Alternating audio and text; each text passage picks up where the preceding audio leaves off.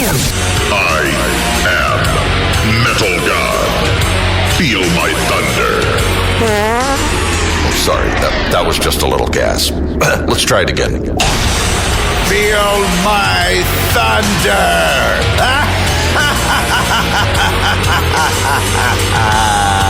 The Bone Metal Zone. It's 107.7 The Bone. It's the Metal Zone. That's Iron Maiden, the reincarnation of Benjamin Brieg from their last studio album. And on the phone with me is Nicko McBrain from Iron Maiden, drummer extraordinaire. How are you today? I am top of the world, my darling. And how are you, Nikki? I'm excellent. Better now that I've got you on the phone. Oh, thank you so much. And I hope everybody in San Francisco listening world out there, listening to the KSAM radio, The Bone, with Nikki. Dearest, I hope you're all very well.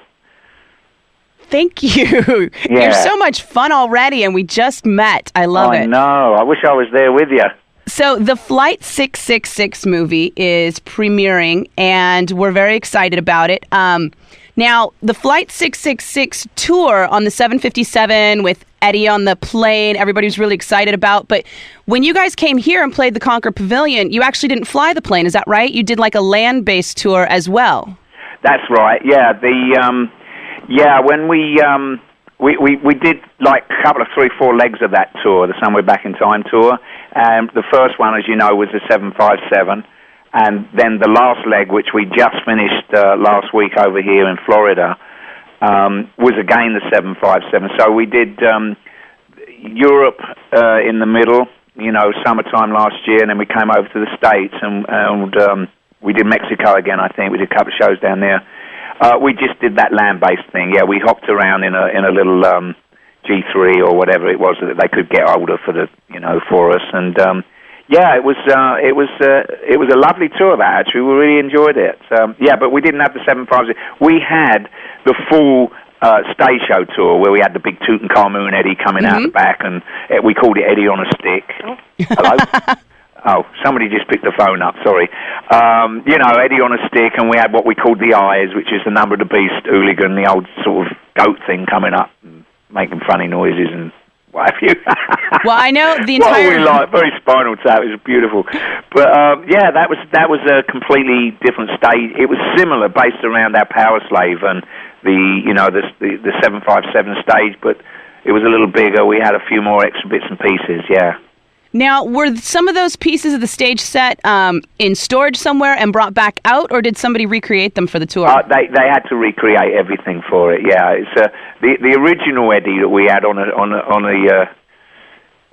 the stick, as we called it. He was on like a cherry picker, and his arms were had springs on them. And when we used it in 1985, there was one gig where he come out, he was too low. And he came out of the old Tutankhamun face, and he splits up in, slides apart, and this big Eddie on a stick comes out with all the bandages round him, right? And the arms on these springs, and they've come down, hit me on the head, knocked all my cymbals over. Oh, no. It was like, get the flipping guy out of here, will you? He's too low. Anyway, they rebuilt him. We've got. So that was a design flaw that you pointed out for the new time. Oh yeah, I said, look, you got to make sure it's high enough. You can still have the arms on springs if you like, but please don't hit me on the head and knock me cymbals all over the shop. But everything was rebuilt and remade, and all the mythical dogs and cats that we used to have. We had a couple of cats. I don't know why they turned them round this tour. Before they were facing the other way. I don't know. They made the eyes of the dogs or cat dogs, whatever they were. The bits and bobs there. They were backwards, but the eyes were a little. And I said, nobody can see them. What are they doing now the wrong way? Nobody gave me a good answer. Huh. But everything was remade by our staging company called Hangman. And they've been making our drapes and our stages for us since must be 82, 83. So how much input do you guys have on the evolution of Eddie over the years in terms of how he comes out or what role he plays in the stage show? Does the staging company do most of that? Well, what they usually do is we'll tell them, for instance, like A Matter of Life and Death, the last studio album, was, war themed, and the album artwork was Eddie as the commander of a tank. with his sort of like zombie army or his skeleton army, you know. And so that stage set, we gave it to Hangman, and they come up with artist impressions, and they go with their ideas, and then we fine tune them. And then when we think about what kind of Eddie, it's usually the Eddie which is the artwork of the album. And in that case of The Matter in Life and Death, we had the tank turret come up, and Eddie come out the turret, which is like on the album. And you know, and then the walk-on Eddies, we just decide to choose, you know, which one we want. Do we want Eddie in a leather jacket, like, you know, like he was a No Prayer or something like that, you know? And then we have an input. Normally Steve will sit with Rod Smallwood, our manager, and they'll put their heads together. Again, you know, it's a very diplomatic band. You know, in other words, you know, on major decisions we all get talked to about what we want to do. But a lot of the decisions Steve has to make, he doesn't need to phone us up all around the world and go, look, what do you think we should do with Eddie then? You know? Right. So once it's sort of kind of the wheels get set in motion, then, you know, we say, oh, what do you think of this? And we go, oh, well, can't we put let's put the somewhere in time Eddie up there, you know? And there you go. So that's pretty much what happens. Because, I mean, the original Eddie come out, he's all bandaged up and what have you, you know?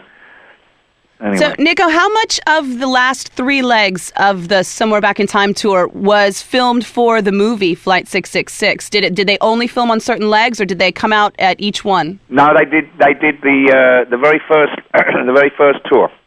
So the first fly leg. 6 weeks we were out. And I was wondering, it was all in all the press releases that Bruce was going to be flying the 757 the whole time, every show. Is that right? Oh no. No, okay. I think that was a little bit of blown out of proportion? Artistic, journalistic, what do you call that? Journalistic license? I don't know, yeah, because, no, it wasn't physically possible for Bruce to actually take the controls of every flight, because the routine of that first 6 weeks that we had was we would fly into the city, whatever day we'd arrive, we'd have the rest of that day off. Then the next day was the show day. Then we would fly the next day to the next city or continent in most places. So, for instance, when we did the Perth show, we played Perth, and the next day we went over to Brisbane. And then I think that was it. Anyway, I might be wrong, but because we did one show in each of those cities, and then we did 2 shows in Sydney, 2 shows in Melbourne. But the CAA regulations, which is the equivalent of the Federal Aviation Authority in England, there are restrictions on pilots to how, you know, if they've flown, they can't fly for another 12 hours, that sort of situation. It's like that with Bruce with singing with Maiden. He came off stage, we pretty much went on at 9 o'clock, would come off at 5 to 11, 10 to 11, depending how fast I played, of course. And so you missed. Oh, now you got it right. But usually we're on an hour 45, hour 50 minutes. Yeah, it's kind of the norm.